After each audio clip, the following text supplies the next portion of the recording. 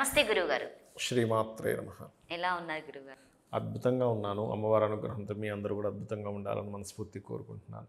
గురువుగారు, వాస్తు భాగంగా దేవుడు పూజా మందిరము ఏ సైజులో ఇంట్లో, అంటే ఏ సైజెస్లో ఉంటే బాగుంటుంది ఇంట్లో, ఏ దిక్కున? అంటే ఒకటమ్మా, దాన్ని సైజెస్ అంటే ఆ సైజుకి ఆయం కడతారు కొంతమంది. అవును. ఆయం కట్టి ఆయం పరంగా సైజు నిర్మాణం చేసుకోవచ్చు పూజ గదిని. అవును.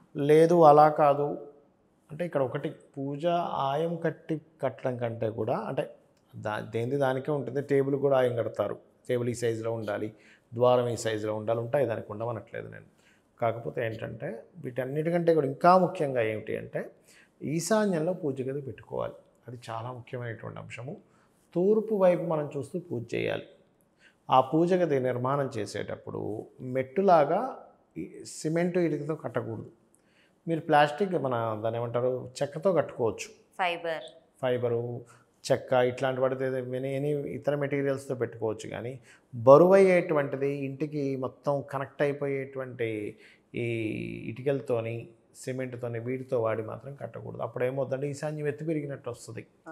అందుకని ఈశాన్యం ఎత్తు ఉండకూడదు, డౌన్ ఉండాలి కదా. ఈ జాగ్రత్త తీసుకోవాలి ప్రధానంగా. ఇంకోటి, పూజ గదికి కూడా వెలుతురు వచ్చేలా చూసుకోవాలి. చాలామంది తెలియక ఏం చేస్తారంటే మొత్తం క్లోజ్డ్ చేసేస్తారు. అప్పుడు ఏమవుద్ది, పూజ గది మూస్తాం, చీకటి ఉంటుంది. అంటే ఏమిటి, ఈశాన్యంలో చీకటి ఏర్పడింది. అలా కాకుండా లోపల ఒక బల్బ్ అరేంజ్ చేయడము, వీలైతే అక్కడ ఒక వెంటిలేటర్ వస్తే ఇంకా మంచిది పూజ గదికి. ఆ రకంగా ఏర్పాటు చేసుకోవాలి. పూజ గదికి ఉండేటువంటి ద్వారాలు కూడా ఎరుపు రంగు ఉండకూడదు, ఎక్కువగా బ్లూ కానీ వైట్ కానీ ఉంటే మంచిది. ఇంట్లో గురువు గారు, అంటే బాత్రూము ఏ దిక్కున ఉంటే బాగుంటుంది, అంటే ఎటువైపు కూర్చుంటే బాగుంటుంది?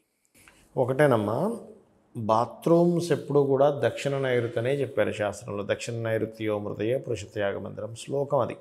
సెకండ్ ఆప్షన్ ఈజ్ పడమర వాయువ్యం, అంటే వెస్ట్ నార్త్, వెస్ట్ నార్త్ కాదు, వెస్ట్ అంటే పడమర వాయువ్యం, లేదా దక్షిణ నైరుతి సౌత్ వెస్ట్లో కానీ వెస్ట్ నార్త్ వెస్ట్లో కానీ బాత్రూమ్ ఉండాలి. అందులో దక్షిణం వైపు కూర్చొని ఉత్తరాన్ని చూస్తుండాలి. అంటే ఉదాహరణకి ఇది తూర్పు అమ్మ, ఇది పడమర, ఇది ఉత్తరం, ఇది దక్షిణం, ఇటువైపు నేను పెట్టుకోమని చెప్పాను బాత్రూమ్. అంటే అటు కూర్చుంటాడు, ఈ ఉత్తరాన్ని చూస్తుంటాడు కూర్చున్నప్పుడు. అలా నిర్మించుకోవాలి. అయితే ఈ నిర్మాణం విషయంలో కూడా చాలామంది ఏం చేస్తారు, రఫ్గా ఒక స్థలం చూసాము, ఇది ఈశాన్యము, ఇది ఆగ్నేయం, తూర్పు, ఇది దక్షిణము, ఇది నైరుతి, ఈ రెండింటి మధ్యలో ఈ మొత్తం కొలిచి మధ్యలో పెట్టేయండి అంటారు. అది కాదు. ఆ స్థలంలోకి వెళ్ళి ఇంటి నిర్మాణం చేసేటప్పుడు అసలు డిగ్రీస్ ఎంత టిల్ట్ అయింది ఈజ్ మోస్ట్ ఇంపార్టెంట్. ఉత్తరం, ఇప్పుడు ఇది ఉత్తరం అనుకోండి, ఇది తూర్పు, ఇది ఉత్తరం. కంపాస్ పెడితే ఎన్ని డిగ్రీలు టిల్ట్ అయింది నార్త్ అనేది చూడాలి. ఆ టిల్ట్ని బట్టి ఈ దక్షిణ నైరుతి ఎక్కడుంది అనేది డిసైడ్ చేయాలి. అలా కాకుండా డిసైడ్ చేయకూడదు. చిన్న ఎగ్జాంపుల్ చెప్తాను చూడండి. ఇక్కడ నుంచి మనం ఒక బుల్లెట్ వదిలాం అక్కడ గన్తో కొట్టడానికి. ఇక్కడ మాత్రం వెంట్రుకు వాసే కొంచెం ఇలా కదులుతుంది, కానీ ఇక్కడ జరిగిన కొంచెం కొన్ని కిలోమీటర్ల తేడా వెళ్ళిపోతుంది. అక్కడ తగలాల్సింది అక్కడెక్కడికో వెళ్ళిపోతుంది బుల్లెట్. ఎందుకు? ఈ చిన్న తేడా చూసేసరికి ఎలా అయితే అంత తేడా వస్తుందో, డిగ్రీస్లో కూడా కొంచెం తేడా, ఇంట్లో జోన్స్ పూర్తిగా మారిపోతాయి దానివల్ల. కాబట్టి ఖచ్చితంగా జోన్ సెలెక్ట్ చేసుకొని దక్షిణ నైరుతిలో బాత్రూమ్ కట్టుకొని సౌత్ వెస్ట్లో దక్షిణంలో కూర్చొని ఉత్తరం చూసేలా కట్టుకోవాలి నిర్మాణం. పడమరలో కడుతున్నాం, అది ఇందాక నేను చెప్పాను పడమర వాయువ్యం, అక్కడ కూడా దక్షిణంలో కూర్చొని ఉత్తరాన్ని చూస్తుండాలి. తీసుకెళ్ళి చాలామంది తెలియక ఉత్తరంలో పెట్టేస్తారు, అది పూర్తిగా రాంగ్. అది